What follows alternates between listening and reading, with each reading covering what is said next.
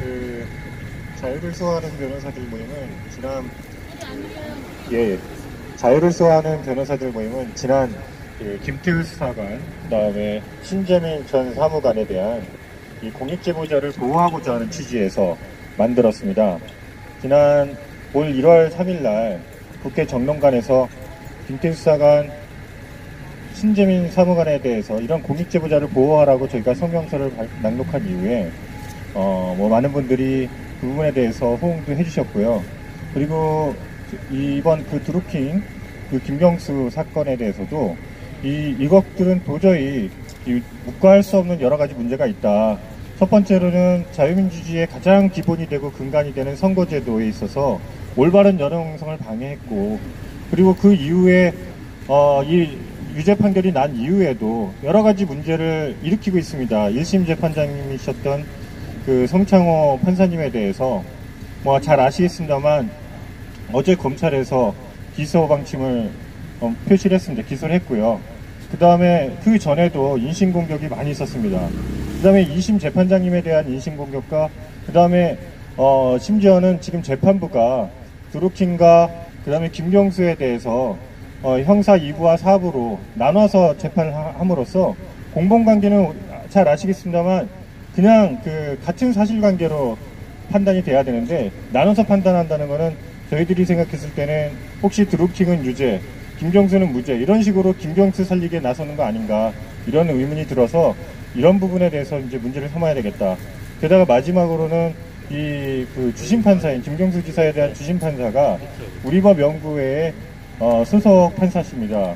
그리고 그 지금 김명수 대법원장과 여러 가지로 이제 가까운 사실상 측근의 역할을 하고 있는 것으로 거의 저희들이 판단이 되고 있는데, 그런 분이 재판을 한다라고 한다면 재판의 공정성을 널리 해칠 수 있지 않을까, 이런 부분에 저희들이 강한 의심을 갖고 이런 부분을 국민 여론도 환기시키고 그다음에 많은 분들이 또 동참해서 국민이 지금도 지켜보고 있다, 이런 모습을 확인해 주려는 그런 목적과 취지하에 이 자리에 많은 변호사님들과 함께 모인 겁니다.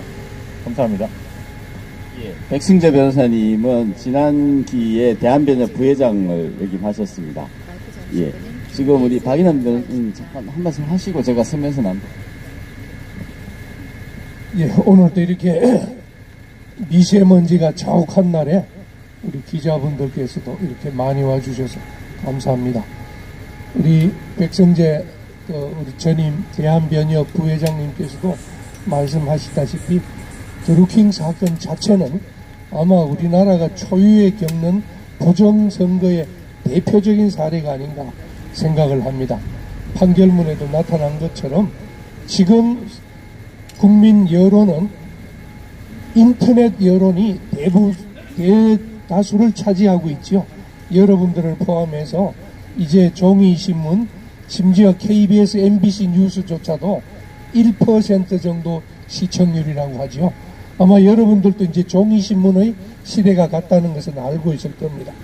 인터넷 조사를 하니까 가장 영향력이 큰 뉴스가 뉴시스, 뉴스원, 심지어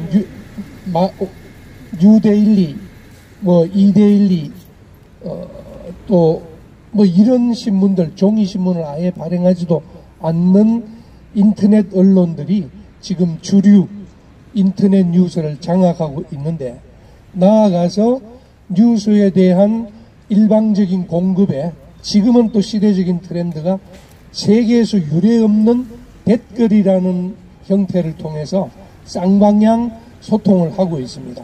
그게 정치권과 결합할 때는 선거철이 되면은 여론 형성은 우리 국민들이 80% 정도가 댓글을 통해서 주요 정보에 대한 좋고 나쁨을 판단한다고 하고 있습니다.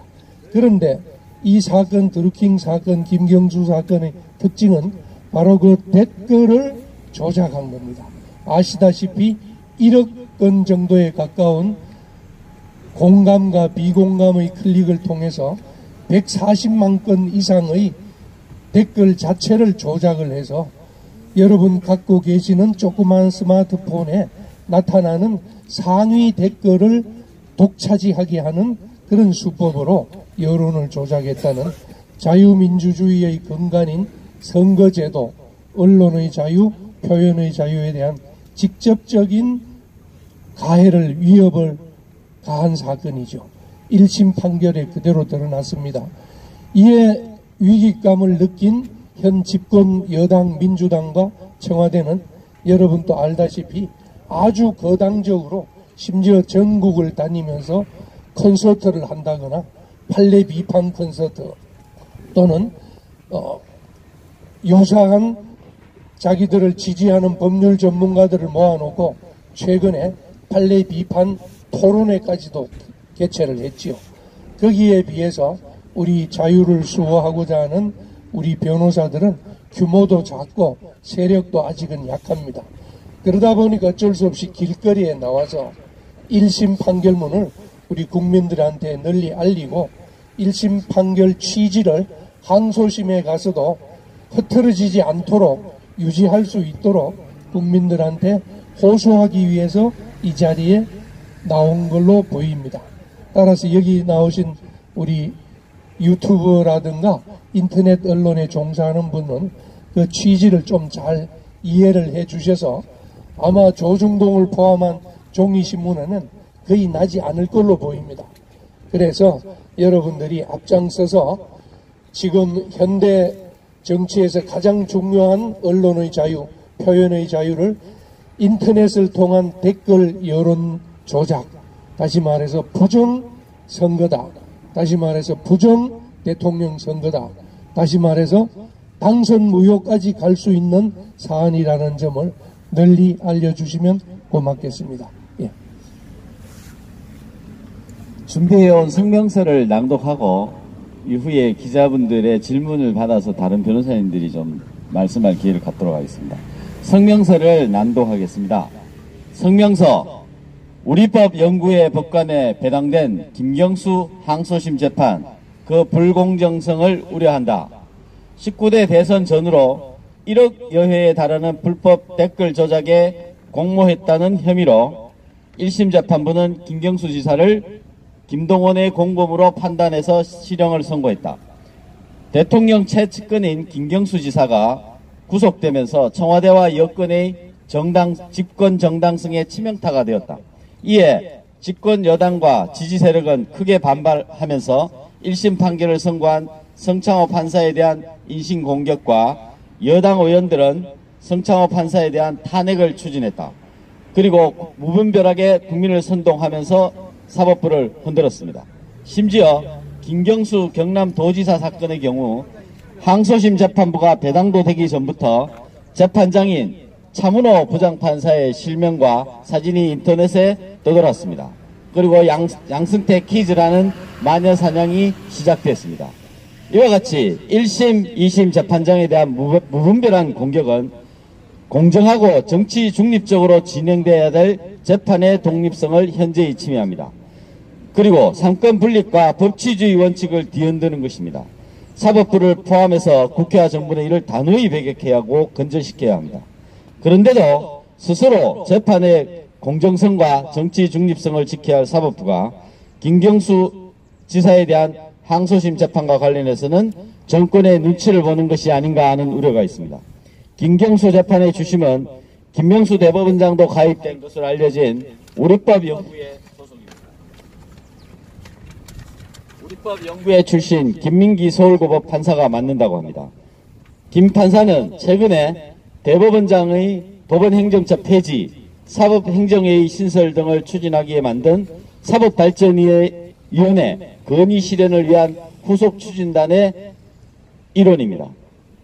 왜 하필 김경수 지사 사건처럼 정권의 정당성과 도덕성에 치명타가 될 수 있는 중요한 사건에 김명수 대법원장이 속해 있고 2년 편향 논란이 있는 우리법연구회 소속 판사를 인사 배치해서 주심을 맡깁니까? 그리고 그런 일로 스스로 재판의 공정성을 의심받도록 합니까? 게다가 드루킹 일당과 공모한 혐의를 받는 김경수 경남지사의 항소심은 선거전담부인 서울중앙지법 형사 2부에 드루킹 김동원은 부패전담부인 서울중앙지법 형사 4부에 이렇게 배치해서 공범관계에 있는 두 피고인을 다른 재판부에 이례적으로 배당했습니다. 공범관계에 있는 다른 재판부가 재판을 하면 범죄 사실관계나 판결의 일관성을 잃을 우려가 있습니다. 공범관계에 있는 사건은 일반적으로 같은 재판부가 재판하는 것이 일반적이라는 것입니다. 그럼에도 불구하고 전담부라는 것만 내세워 서로 관련성이 있는 이 밀접한 두 사건을 분리 심리하고 재판하는 것은 매우 이례적입니다. 김경수 지사와 드루킹 김동원에 대해서 다른 판결을 내리려는 의도가 있는 것 아닌지 의심이 가지 않을 수 없습니다. 드루킹 사건은 자유민주주의와 국민주권의 핵심 수단인 선거와 국민 여론을 조작하고 국민을 기만한 사건입니다. 따라서 모든 국민들의 눈이 이번 항소심 재판에 향해져 있습니다. 사법부의 독립을 위해서라도 재판의 공정성에 관한 모든 요인은 배제되어야 합니다. 그럼에도 불구하고 김명수 대법원장의 의중대로 판단을 내리는 것이 아니냐 하는 의혹을 살만한 판사를 주심으로 인사 배치하고 이례적으로 공범 사건을 다른 재판부에 배치하는 것을 보면 과연 항소심 재판이 공정하게 진행될지, 그리고 드루킹 일당은 유죄로 김경수 지사는 무죄로 분리 판결되어서 김경수와 정권 살리기에 사법부가 적극 나선 거 아닌가 하는 국민적 의혹이 생길 수밖에 없는 것입니다. 이에 허익범 특검은 재판 진행의 공정성에 의심이 간다면 사실상 공소사실이 유사한 드루킹 일당과 김경수 지사 사건을 병합 심리할 것을 법원에 신청해야 합니다. 정치적 성향이 드러난 주심 판사에 대한 기피 신청을 해야 합니다. 허익범 특검은 드루킹 사건의 전모를 밝히고 대한민국의 자유민주주의를 수호하라는 역사적 사명을 띠고 특검에 임명되었습니다. 허익범 특검은 사법부가 공정성과 정치 중립성의 의심을 받는 조치를 하는 마당에 적극 대처하고 특검으로서의 권한을 행사해야 합니다. 드루킹 일당과 김경수 지사에 대한 항소심 재판에 대한민국의 미래와 자유민주주의 운명이 달려 있습니다. 사법부의 재판 공정성 회복 조치와 허익범 특검의 적극적 대처를 강력히 촉구합니다. 2019년 3월 6일 자유를 수호하는 변호사들, 제가 변호사님들 이름을 한 분 한 분 낭독하겠습니다. 고영주, 김기수, 박인환, 정선미, 정성윤, 장재원, 이경환, 박주현, 백승재, 이인철, 고영일, 이순호, 박승재, 권우현, 이용호, 부상일, 김태훈, 구상진, 홍세욱, 이경재, 도태우, 우인식, 김병철, 차기환, 황성욱, 최명성, 석동현, 김진각 변호사님입니다.